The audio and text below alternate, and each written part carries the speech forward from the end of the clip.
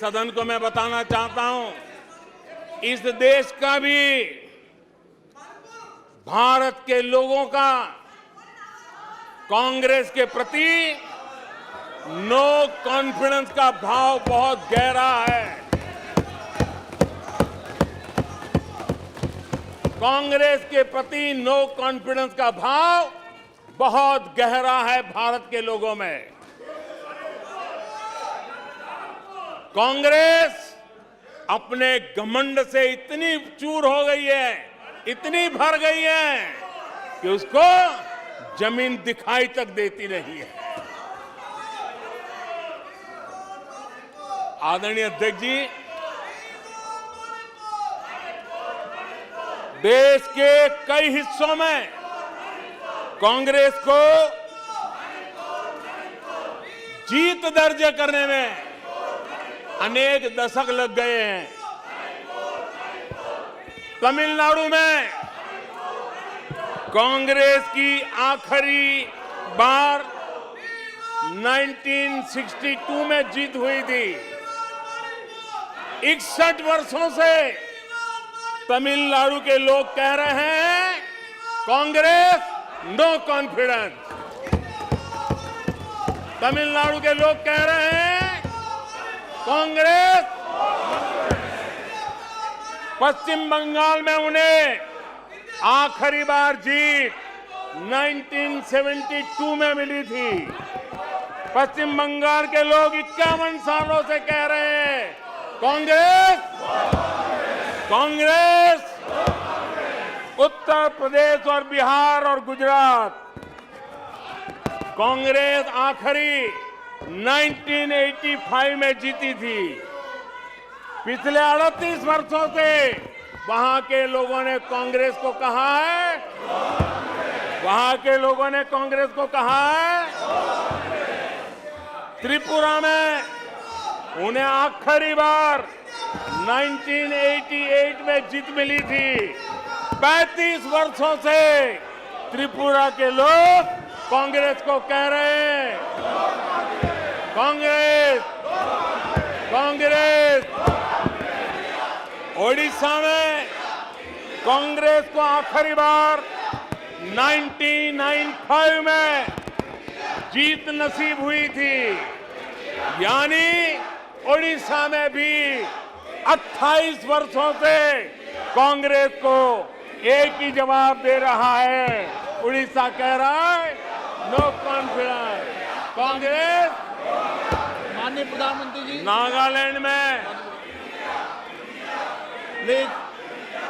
सभा की अनुमति हो तो सभा की कार्रवाई इस विषय की समाप्ति तक बढ़ाई जाती है। माननीय सदस्यगण, मैंने पहले भी आग्रह किया था कि नारेबाजी नहीं करेंगे और आप सबने सहमति दी थी। नारेबाजी नहीं करेंगे, न इधर से करेंगे ना उधर से करेंगे, नहीं करेंगे दोनों तरफ से नारेबाजी। नो, इधर से भी नहीं करेंगे उधर से भी नारेबाजी। प्लीज, आपने खुद ने व्यवस्था दी थी, नारेबाजी नहीं करेंगे सदन में, नहीं करने किधर से भी नहीं करेंगे। माननीय प्रधानमंत्री जी,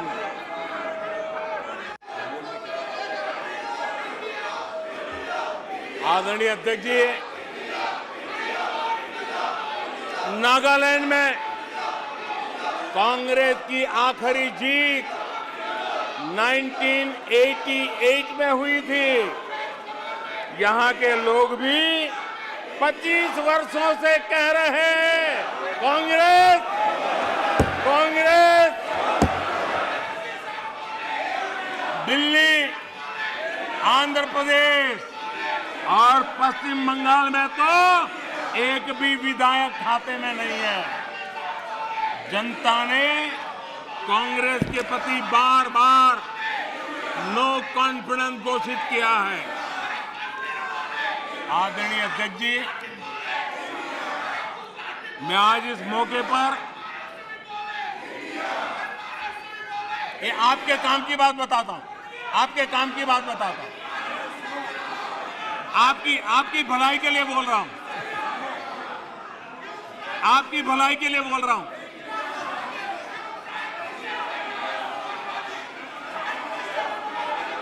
आप थक जाएंगे, आप लोग थक जाएंगे।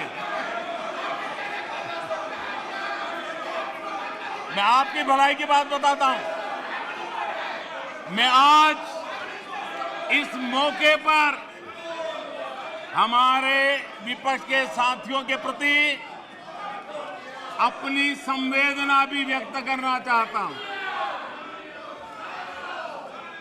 कुछ ही दिन पहले बेंगलुरु में आपने मिलजुल कर करीब करीब 1.5-2 दशक पुराने यूपीए का क्रियाकर्म किया है, उसका अंतिम संस्कार किया है।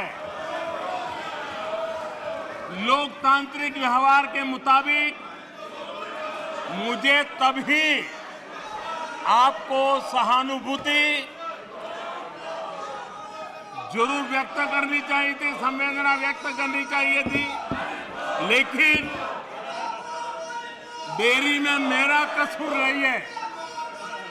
देरी में मेरा कसूर नहीं है, क्योंकि आप खुद ही एक और यूपीए का क्रियाकर्म कर रहे थे और दूसरी ओर जश्न भी मना रहे थे। और जश्न भी किस बात का? खंडहर पर नया प्लास्टर लगाने का। आप जश्न मना रहे थे खंडहर पर नया प्लास्टर लगाने का। आप जश्न मना रहे थे खेल मशीन पर नया पेंट लगाने का। दशकों पुरानी खटारा गाड़ी को इलेक्ट्रिक व्हीकल दिखाने के लिए आपने इतना बड़ा मजमा लगाया था। और मजेदार ये कि मजमा खत्म होने से पहले ही उसका क्रेडिट लेने के लिए आप में सिर फुटबॉल शुरू हो गई। मैं हैरान था कि ये गठबंधन लेकर आप जनता के बीच जाएंगे। मैं विपक्ष के साथियों को कहना चाहता हूं, आप जिसके पीछे चल रहे हो, आप जिसके पीछे चल रहे हो, उसको तो इस देश की जबान, इस देश की संस्कार की समझ ही नहीं बची है। पीढ़ी दर पीढ़ी ये लोग लाल मिर्च और हरी मिर्च का फर्क नहीं समझ पाए।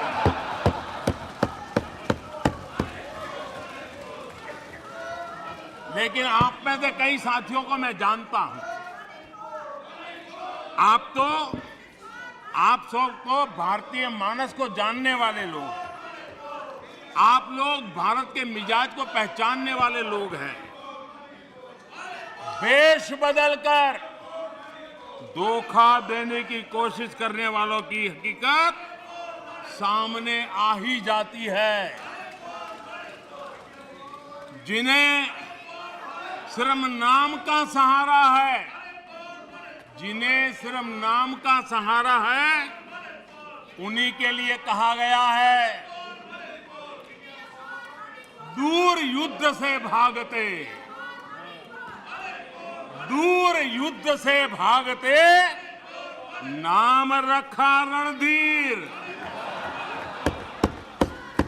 दूर युद्ध से भागते, नाम रखा रणधीर।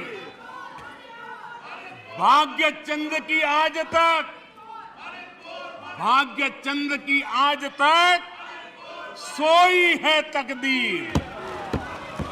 भाग्य चंद की आज तक सोई है तकदीर। आदरणीय अध्यक्ष जी, इनकी मुसीबत ऐसी है कि खुद को जिंदा रखने के लिए, खुद को जिंदा रखने के लिए इनको एनडीए का ही सहारा लेना पड़ा है। खुद को जिंदा रखने के लिए इन्हें एनडीए का ही सहारा लेना पड़ा है। लेकिन आदत के मुताबिक घमंड का जो आई है ना, आई वो उनको छोड़ता नहीं है। और इसलिए एनडीए में 2 आई पिरो दिए, 2 घमंड के आई पिरो दिए। पहला आई 26 दलों का घमंड और दूसरा आई एक परिवार का घमंड। एनडीए भी चुरा लिया कुछ बचने के लिए और इंडिया के भी टुकड़े कर दिए। I dot, N dot, D dot, I dot.